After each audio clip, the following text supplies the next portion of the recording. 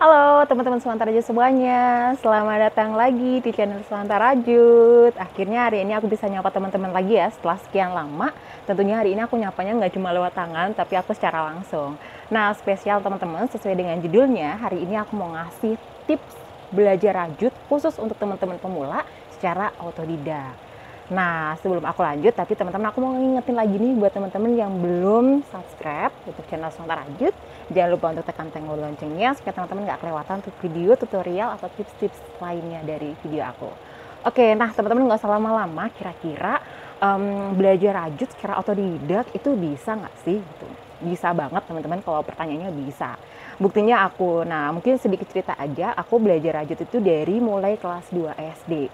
Dan itu aku tekunin, kemudian mulai dari kelas 4 SD, aku itu emang kelas 4 sampai kelas 2 SMA, aku itu memang bikin salah satu kerajinan rajut, ya ini topi bapak-bapak gitu. Jadi setelah, ya kurang lebih berapa tahun ya itu ya, 8 tahun lah mungkin ya aku dari yang awalnya otodidak, akhirnya aku ikut bikin buat nambah-nambah uang saku sih sebenarnya dulu. Jadi aku bikin topi bapak-bapak yang buat sholat kayak gitu. Nah, cuma teman-teman di sini aku mau ngasih beberapa tips nih buat teman-teman yang untuk belajar autodidak. Jadi walaupun teman-teman belajar secara autodidak, jangan belajarnya itu asal-asalan aja, tapi memang harus ada hal-hal yang teman-teman perhatiin. Yang pertama apa sih? Nah, yang pertama adalah mulai dari niat kita sendiri ya teman-teman ya.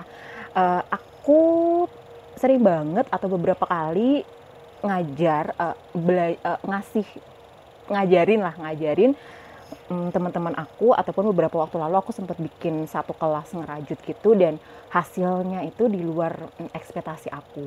Ada teman-teman yang memang dia itu udah gak asing lagi dengan DIY atau kerajinan-kerajinan itu, tapi ketika belajar rajut agak susah untuk belajarnya. Tapi ada juga teman aku, ada yang cowok bahkan yang dengan hal-hal kerajinan itu tuh sangat jarang untuk dilakukan, tapi ternyata dia bisa dengan cepat gitu. Nah dari sini aku ngambil kesimpulan bahwa bisa jadi itu tergantung niat dari kita.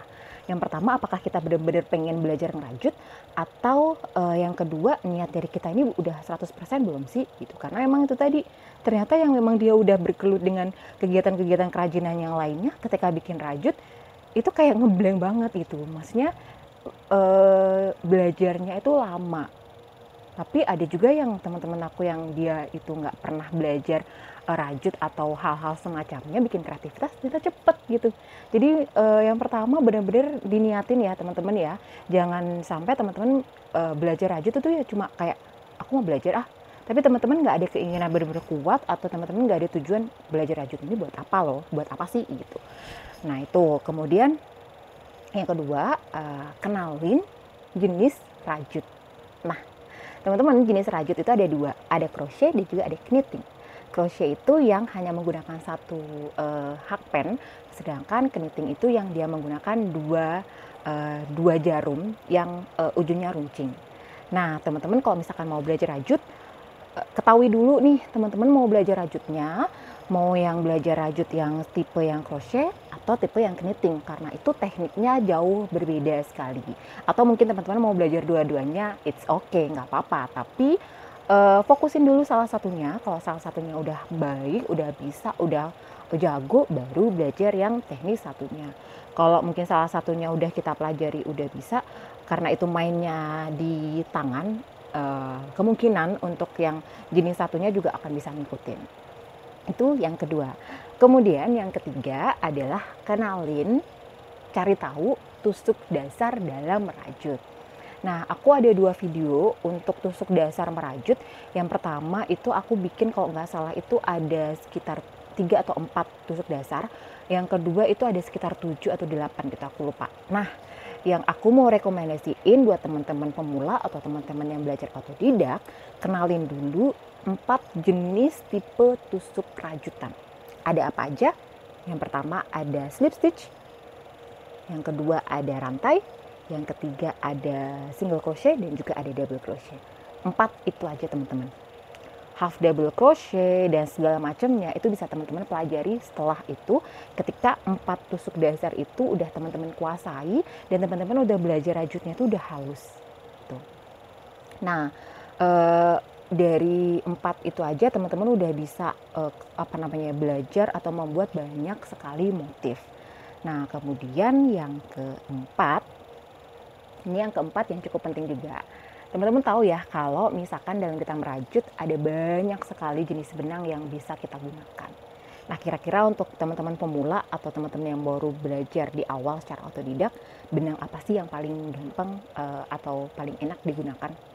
Nah, di sini aku mau ngasih rekomendasi untuk teman-teman pemula, untuk teman-teman yang belajar otodidak, gunakan benang yang seratnya itu padat. Contohnya adalah polyester, polyceri, polykilap, dan semacamnya poli-poli ini. Jangan menggunakan benang katun Bali terutama, atau milk cotton atau ya semacamnya itu, karena dia seratnya itu longgar teman-teman. Jadi kemungkinan untuk teman-teman belajar nyelipnya itu lebih besar gitu. Bayangin aja ketika teman-teman belajar di awal, itu kan teman-teman pengen gitu kan dapat hasil yang bagus, tapi pada akhirnya ketika teman-teman pakai benang-benang yang seratnya itu longgar, jadi kemungkinan untuk benangnya nyelip, benangnya tertinggal itu adalah lebih besar, dan itu berpengaruh terhadap hasil akhir dari rajutan teman-teman. Nah, kalau menggunakan benang yang tadi aku jelasin yang poli-poli tadi, dia itu cenderung padat, terus kemudian benangnya itu licin teman-teman. Jadi di tangan itu juga dia gampang untuk nariknya. Terus kemudian teman-teman ketika ngambil pakai hakpennya, kemungkinan untuk nyelip itu juga lebih kecil. Jadi itu aku saranin ya. Yang keempat, gunakan benang jenis poli-poli. Terus kemudian yang kelima, teman-teman belajar untuk membuat rajut dari benda-benda yang bukan benda, benda sih kalau misalnya. Belajarlah untuk membuat sesuatu yang gampang aja. Yang aku maksud gampang ini di sini ada yang pertama itu kalau misalkan buat rajut, belajarlah untuk membuat tas dulu teman-teman ya. Tas terutama itu adalah tas-tas HP yang ukurannya kecil, tidak memakan banyak benang, tidak memakan banyak waktu. Kenapa? Yang pertama karena ketika kita bikin sesuatu yang tiba-tiba nih teman-teman baru belajar tapi teman-teman bikin tas yang gede gitu, itu bakalan jenuh karena teman-teman masih belajar, istilahnya hasilnya belum halus tapi lama gitu kan, kok nggak jadi akhirnya udah berhenti di tempat gitu kan, udah capek gitu. Jadi belajarlah untuk bikin sesuatu yang kecil-kecil aja, kayak misalkan tas-tas HP kayak ini aku pegang ini kan nggak terlalu besar ya teman-teman, nggak terlalu besar, bikinnya cepet, jadi teman-teman nggak juga mudah bosen. Karena masalah yang teman-teman pemula hadapi itu adalah bosen, capek, terus akhirnya nggak dilanjut. Itu yang sering banget kejadian gitu. Jadi aku nyaranin buat bikin something yang gampang, cepet, dan juga jangan terlalu besar. Jangan sampai teman-teman nih misalkan baru belajar ya 1 bulan 2 bulan, teman-teman langsung bikin yang namanya taplak meja. Taplak meja itu motifnya ruwet banget teman-teman. Kalau teman-teman langsung bikin mungkin motif-motif kayak gitu, misalkan bikin topi atau bikin taplak meja atau bikin yang segala macam yang dia membutuhkan kejelian dan perhitungan yang cukup matang, itu akan membuat kita capek, akhirnya bosan dan gak jadi belajar rajutnya itu. Jadi poin yang kelima, belajarlah dari sesuatu yang kecil-kecil aja, yang benar-benar gampang dan bisa kita pakai sehari-hari. Kalau tas rajut ini kan tas HP ini kan ya insya Allah bisa kita pakai nih tiap hari kalau misalkan lagi keluar gitu kan. Itu. Kemudian yang keenam, ini juga sesuatu yang berpengaruh terhadap keinginan teman-teman untuk ngerajut. Jadi teman-teman, ini aku kasih satu contoh tas rajut aku ya. Ini aku plastikin karena memang ini udah ada yang ini. Jadi buat teman-teman pemula, motif-motif rajut itu kan sebenarnya banyak ya. Motif-motif rajut itu banyak banget yang bisa teman-teman pelajari. Tapi khusus pemula, aku nyaranin jangan dulu belajar motif-motif rajut sebelum teman-teman mahir atau sebelum teman-teman hatam untuk belajar 4 tusuk tunggal yang tadi aku sebutin di awal. Slip stitch, rantai, single crochet, double crochet.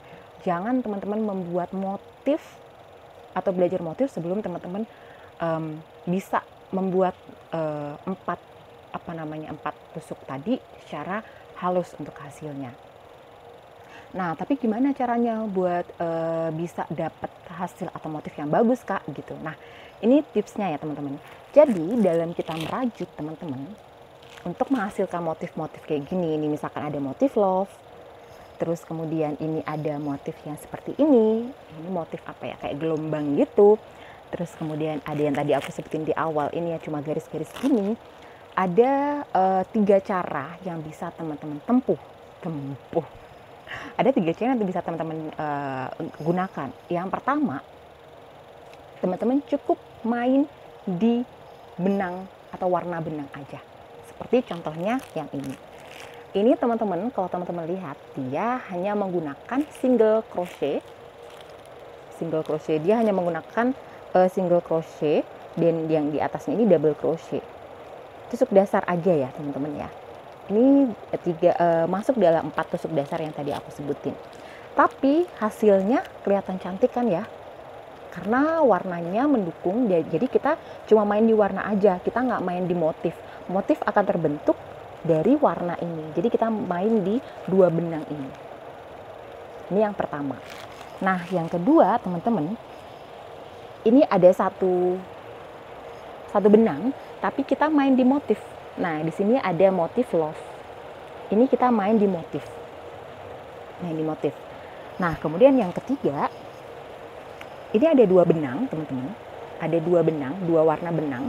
Nah, di sini di motif ini kita main yang pertama itu adalah di benang, warna benang, ada 2 warna benang. Kemudian yang kedua kita juga main di motif karena di sini ada motif-motifnya ini.